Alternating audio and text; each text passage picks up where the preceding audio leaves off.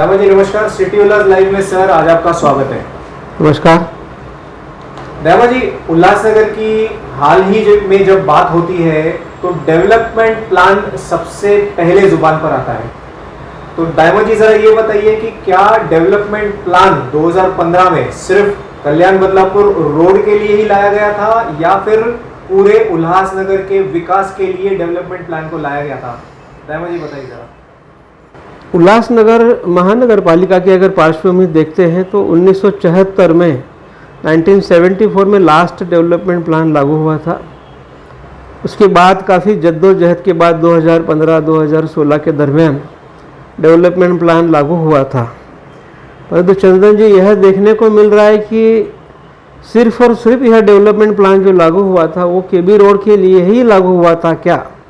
यह एक सवाल जो है वो हर किसी के मन में आ रहा है, क्योंकि उस जैसे ही डेवलपमेंट प्लान लागू हुआ केबी रोड के करीबन 1000 से 1100 निर्माणों को बुरी तरह से तोड़ दिया गया, उन्हें विस्थापित कर दिया गया।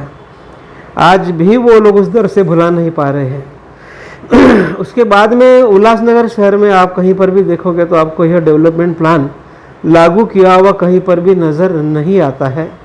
आज भी उसी तरह से इमारतें बनाई जा रही हैं। आने वाले समय में आप देखोगे कि जैसे पिछली बार यह दिक्कत हुई थी, कोई ऐसा ही हमारे बीच का कोई कोड चला जाएगा और कोई आने वाले 5 से 10 सालों में फिर से डेवलपमेंट प्लान लागू प्रॉपरली नहीं होने की वजह से हमारे शहर में काफ़ी ये प्रॉब्लम्स क्रिएट होने की आशंका हमें दिखाई दी। दैवा जी, 2015 में जब डेवलपमेंट प्लान यानी कि उल्लासनगर के चहुमुखी विकास की बात हुई थी, तब सबसे पहले केबी रोड वालों को कड़वा घूंट उल्लासनगर के विकास के लिए पीने के लिए मजबूर किया गया था और उन्होंने वो कड़वा घूंट पिया भी था, जिसमें कई सारे लोग बर्बाद भी हो गए। दैवा जी, अभी की परिस्थिति, अगर उल्लासनगर में डेवलपमेंट चाहिए, विकास चाहिए, तो क्या नेताओं, पूंजीपतियों और गलत मालिकी की प्रॉपर्टीज लेने वाली जनता को उल्लासनगर शहर के विकास के लिए कड़वा घूंट पीना चाहिए क्या? सर, इसके बारे में रोशनी डालिए। आवश्यकता नहीं है। जब आप पिछला अनुभव ले चुके हो, 855 इमारतों का अनुभव ले चुके हो, उल्लासनगर में बड़े पैमाने पे तोड़ू कार्रवाई हो चुकी है, आप उसका अनुभव ले चुके हो, उल्लासनगर में डेंजरस बिल्डिंगें इतनी सारी टूटी हैं, जब आप उसका अनुभव ले चुके हो, जब आपको पता है कि उल्लासनगर शहर की 1,87,000 इमारतों को, प्रॉपर्टीज़ को अनधिकृत निर्माण घोषित किया गया है, इतना अगर आप अनुभव लेने के बावजूद भी आप इस तरह के अनधिकृत निर्माणों में मकान या दुकान खरीद रहे हैं, तो यह आपको सोचना पड़ेगा। आने वाले समय में आप अपने बच्चों के लिए, आने वाली पीढ़ी के लिए आप क्या परोस कर जा रहे हैं, क्योंकि आज धोखादायक इमारत के हज़ारों जो लोग बेघर हो चुके हैं, उनके बच्चे आज उनके माँ बाप को ताने मार रहे हैं कि आपने हमारे लिए क्या किया। तो आगे चल के आपके बच्चे जो हैं आपको ताने ना मारें, इसलिए तमाम शहरवासियों को यह सोचना चाहिए कि इस तरह के अनधिकृत निर्माणों में मकान ना लें, दुकान ना लें, ताकि तुम्हारा आगे चल के केबी रोड ना बने, आगे चल के तुम्हारे को किसी भी तरह की तकलीफ का सामना ना करना पड़े। दैवा जी, उल्लासनगर शहर में पिछले 1 या 1.5 महीने से एक खबर ने बहुत चर्चाएं बटोरी हैं, जिसमें मैं बताऊंगा आपको कि झलक पैराडाइज नामक एक बिल्डिंग है जिस पर कभी भी तोड़ू कार्रवाई हो सकती है, और ये बहुमंजिला इमारत है, 16 मंजिलों की ये इमारत है दैवा जी। और अब सुनने में आ रहा है कि झलक जैसी कई जो बहुमंजिली इमारतें हैं वे भी डीपी रोड्स को एंक्रोच करके बनाई गई हैं। तो मेरा सवाल आपसे यह है सर कि डीपी प्लान का पूरा डिटेल होने के बावजूद, टाउन प्लानिंग की शीट सारी अच्छे से ज्ञात होने के बावजूद, क्या हमारे महानगर पालिका का जो नगर रचनाकार विभाग है, जिसे हम आम भाषा में टाउन प्लानिंग डिपार्टमेंट कहते हैं, क्या वो अपनी जिम्मेदारियों को सही तरीके से नहीं निभा रहा या फिर पर्दे के पीछे कोई और ही बात चल रही है? क्या कहेंगे सर इस पे? जैसे टाउन प्लानिंग डिपार्टमेंट के अंदर जो है, नगर रचनाकार विभाग के अंदर भी काफ़ी सारी गड़बड़ियाँ देखने मिलती हैं। जिसका ताज़ा ताज़ा उदाहरण आपको 2 महीने पहले देखने मिला था कि वहाँ पर बाहरी लोगों को बिठाया गया था। उसके बाद उस अधिकारी के ऊपर भी एफआईआर हुई है, उन लोगों के ऊपर भी एफआईआर हुई है।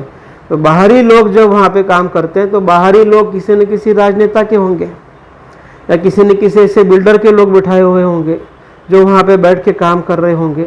तो वहाँ पे जब इस तरह की धांधलियाँ चलती हैं उल्लासनगर महानगर पालिका के अंदर, जब इस तरह का चलता है, और आपने किसी एक झलक वाले का इस समय नाम लिया, झलक पैराडाइज। अब इतना बड़ा बिल्डर अगर इस तरह की कोई गलती करता है तो उसकी गलती के अंदर नगर रचना विभाग शामिल नहीं होगा क्या?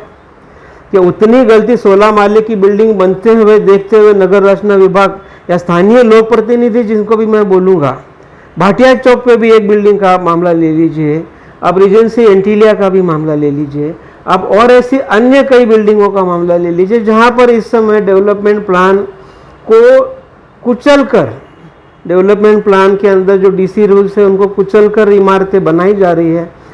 चंदन जी, मैं फिर से आपको रिपीट करना चाहूँगा कि आने वाले 5 से 10 सालों में इन लोगों के चक्कर में आके जो मकान और दुकान ले रहे हैं उनको इस समय आने वाले 5 से 10 सालों में उसका खामियाजा 101% भुगतना पड़ेगा, और इसके ऊपर शासन, प्रशासन और स्थानीय लोक प्रतिनिधि और आने वाले चुनाव के उम्मीदवार हैं उनको भी जवाब देना पड़ेगा। बैमा जी, समझ नहीं आता कि आखिर क्यों डेवलपमेंट प्लान को लागू किया नहीं जा रहा।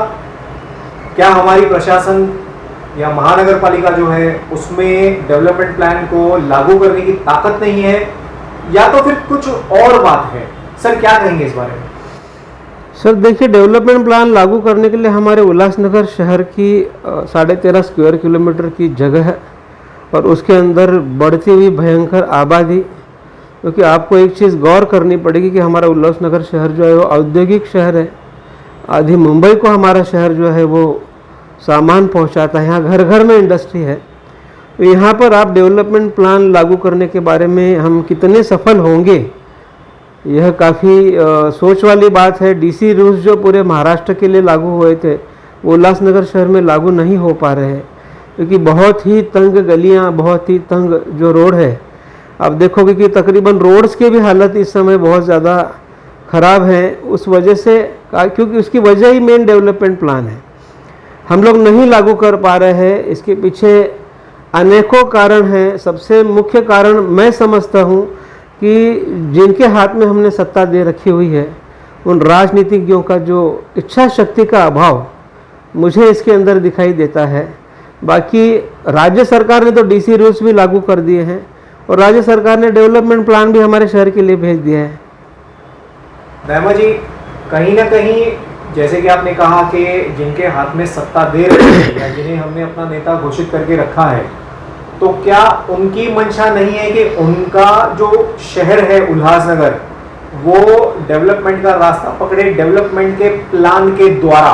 क्या उनकी मंशा नहीं है या जनता की ही तकलीफें ज्यादा है? क्या कहेंगे सर इस पे? सर देखिए कि डेवलपमेंट प्लान, जैसे थोड़ी देर पहले आपने सवाल पूछा था, क्या जैसे हमने चर्चा की कि क्या केबी रोड के लिए ही लागू किया गया था क्या?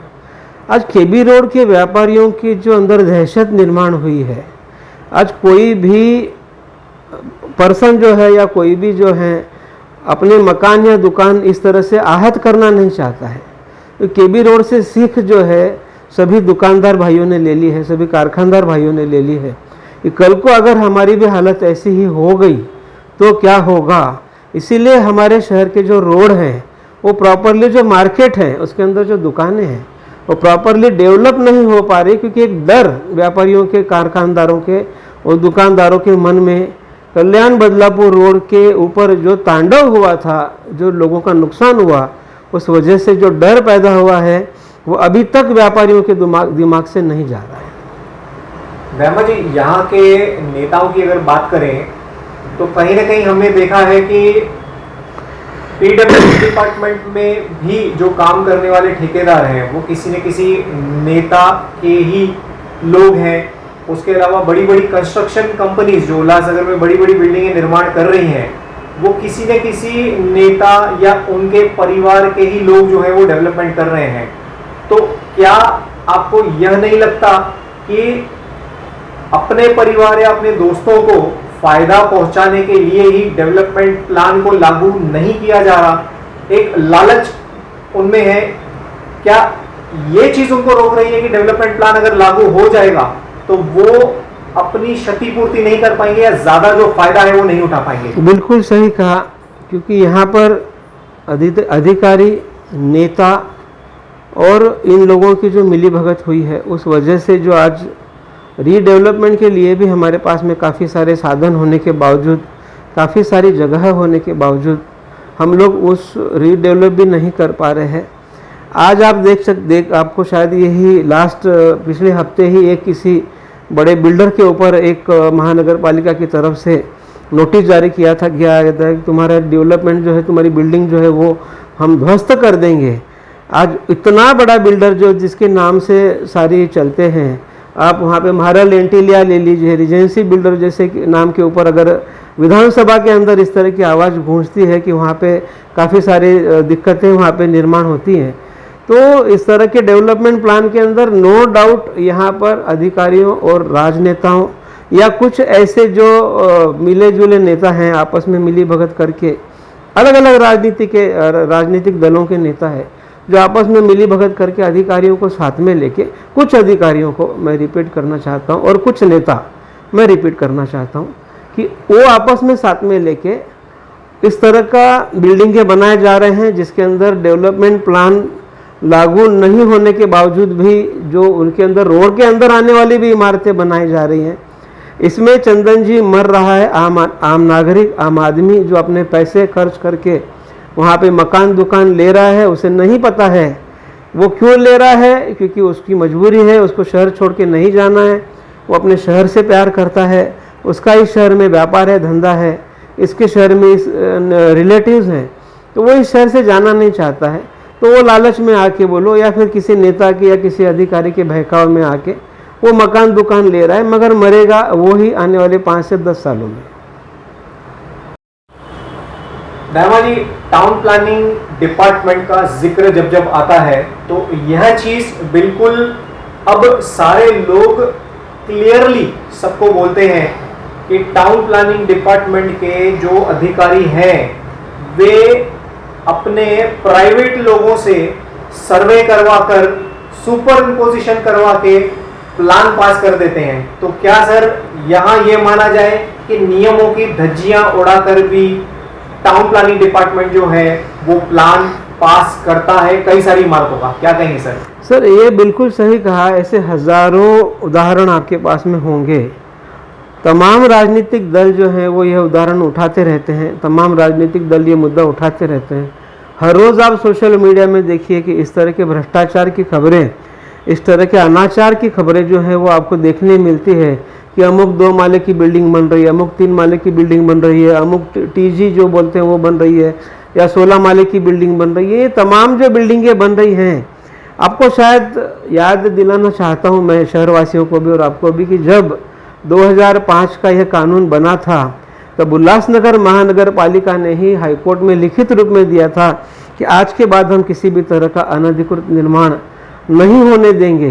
यही उल्लासनगर महानगर पालिका का टाउन प्लानिंग डिपार्टमेंट 1,86,000 निर्माणों को नोटिस भेजता है कि यू आर इलीगल। आज जो निर्माण हो रहे हैं वो अधिकृत है या अनधिकृत है?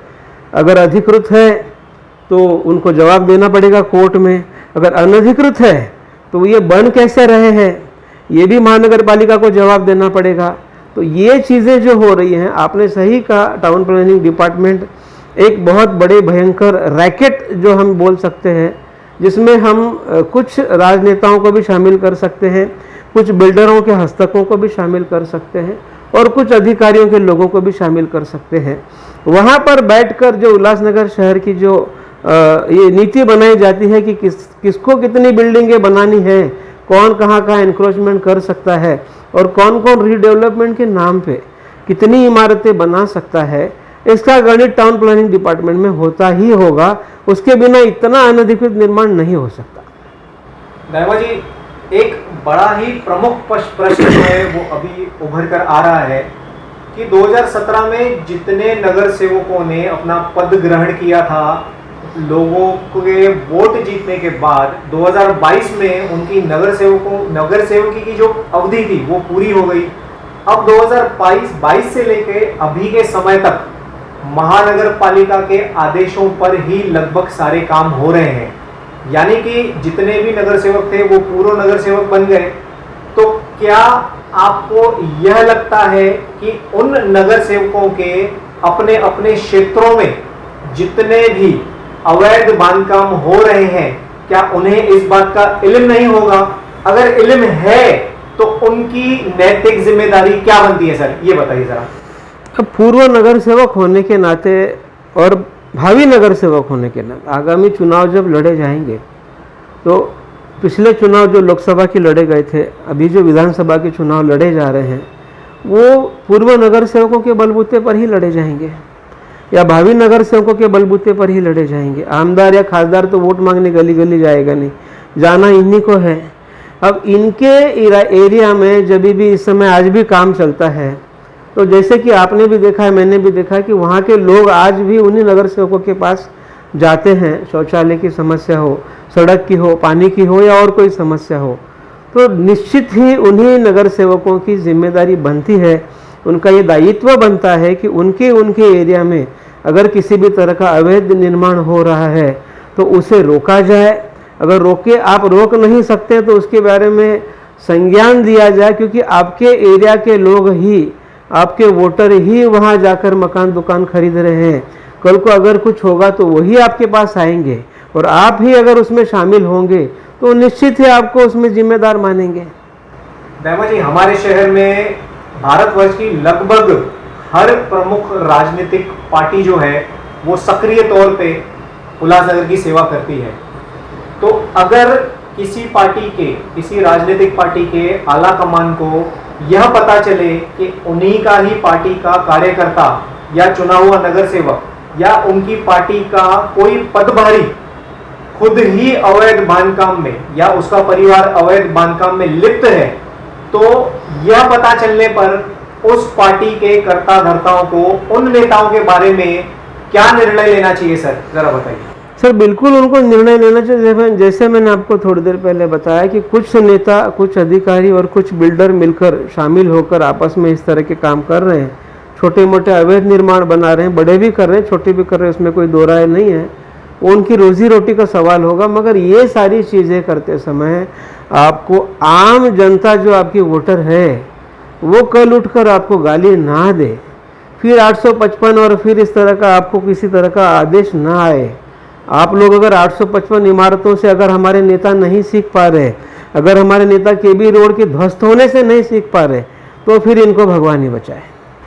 दामा जी, हमारे छोटे से पर संभ्रांत शहर उल्लासनगर में ट्रैफिक की समस्या, छोटे रास्तों की समस्या, खाई नुमा हो चुके गड्ढों की समस्या, जिसमें शहरवासी सफर करते समय रोज अपनी मौत देखते हैं। क्या डेवलपमेंट प्लान सही से लागू होता तो क्या इन सारी हालतों का खामियाजा शहरवासियों को भुगतना पड़ता? क्या कहेंगे सर इस पर? डेवलपमेंट प्लान अगर सही तरीके से लागू होता और सारे लोग मिलकर उसे लागू होने देते, जैसे मैंने बताया कि व्यापारी दुकानदारों में डर है, इसलिए उन्होंने अपने मार्केट में इस प्लान का विरोध किया, आगे चल के भी इस प्लान का विरोध होगा, क्योंकि आप जब तक व्यापारी और दुकानदारों के मन में विश्वास नहीं जगाओगे, उनके मन में ये भरोसा नहीं दिलाओगे कि भैया हम तुम्हारे साथ में कोई तकलीफ नहीं होने देंगे, तब तक आपका डेवलपमेंट प्लान लागू नहीं होगा। और जब तक डेवलपमेंट प्लान लागू नहीं होगा, शहर के सड़कों पर इसी तरह से गड्ढे बनते रहेंगे। इसीलिए हमारे शहर के लोग जो हैं आज रोज मौत से खेल रहे हैं। अपने बच्चों की सुरक्षा, अपने महिलाओं की सुरक्षा, बीवी बच्चों की सुरक्षा को ध्यान में रखते हुए आसपास के शहरों में जाके आज अंबरनाथ ले लीजिए, कल्याण ले लीजिए, डोंबिवली ले लीजिए, खड़कपाड़ा दूसरा उल्लासनगर बनते जा रहा है। आप इन चीज़ों को ले लीजिए। लोग जो हैं वो वहाँ पर जाके बस रहे हैं, वहाँ पे जाके पलायन जो हम शब्द कह सकते हैं कि उल्लासनगर से हो रहा है, वो आज डेवलपमेंट प्लान लागू नहीं होने की वजह से हो रहा है। देवा जी, पिछले 4 से 5 वर्षों में हमने देखा है कि जो धोखादायक इमारतें हैं वे ताश के पत्तों की तरह कई सारी गिरी, जिनमें जान और माल दोनों का नुकसान हुआ। इसमें काफी लोगों ने संघर्ष किया, तो हमारे नेताओं ने उन्हें जीआर का एक झुंझुना पकड़ा दिया। उसके बाद यह हुआ कि कई सारी धोखादायक इमारतों को खाली कराकर उन्हें जमींदोज भी किया गया, पर अब तक रीडेवलपमेंट की कोई भी पॉलिसी नदारद है। तो दाइमा जी, क्या जीआर जो है नेताओं का या प्रशासन का एक झूठा है? इसके बारे में सर बताइए। पिछले 25 सालों में तकरीबन 40 से 50 इमारतें गिरी या गिराई गई। पिछले 25 सालों में 70 से 80 लोग मरे। और आज की डेट में आप देखने जाते हो कि 200 से 300 इमारतें जो धोखादायक थी घोषित की गई, उनको गिरा दिया गया है। उनके प्लॉट इस समय बहुत सारे प्लॉट ओपन पड़े हुए हैं, बहुत सारे प्लॉट पेरेंट पार्क के नाम पे कब्जा किए गए हैं, बहुत सारे प्लॉट अलग अलग चीज़ों के नाम पे कब्जा किए गए हैं। यह बताया गया था कि यहाँ पर एक रीडेवलपमेंट पॉलिसी जो है वो आपको दी जाएगी। क्लस्टर डेवलपमेंट जो मुंबई में 2.5 लाख स्क्वायर फुट का था, हम 25,000 स्क्वायर फुट का आपको देंगे। बड़ी बड़ी बातें की गई थी, रीडेवलपमेंट पॉलिसी की जाएगी, उसका जीआर आ रहा है, उसका जीआर आ रहा है। 3 चुनाव चले गए हैं चंदन भाई, अब चौथा चुनाव आएगा। अभी तक न जीआर आया है, न प्रॉपर्टीज रीडेवलप हो रही हैं। अब जीआर का आप लेते हो तो अभी तक आ रहा है, तभी तक आ रहा है जब तक ये जीआर फाइनली क्लियर नहीं होगा, डेवलपमेंट प्लान लागू नहीं होगा। डेवलपमेंट प्लान लागू नहीं होगा तो प्रॉपर्टीज़ रीडेवलप नहीं होगी, और प्रॉपर्टीज़ रीडेवलप नहीं होगी तो शहर से पलायन शुरू रहेगा, शहर से पलायन जारी रहेगा। आज अगर आप देखते हैं कि हमारी वोटरों की संख्या जो है उल्लासनगर शहर की अन्य शहरों से काफ़ी कम है, उसका एकमात्र कारण यही है कि लोगों का शहर से पलायन हो रहा है। राजनीतिक दल जो आज वोट मांगने के लिए जा रहे हैं, उनकी मुख्य ताकत जो है वो वोटर है। आज वोटर ही नहीं रहेगा तो तुम वोट किससे मांगोगे और कैसा तुम्हारा राजनीतिक दल रहेगा।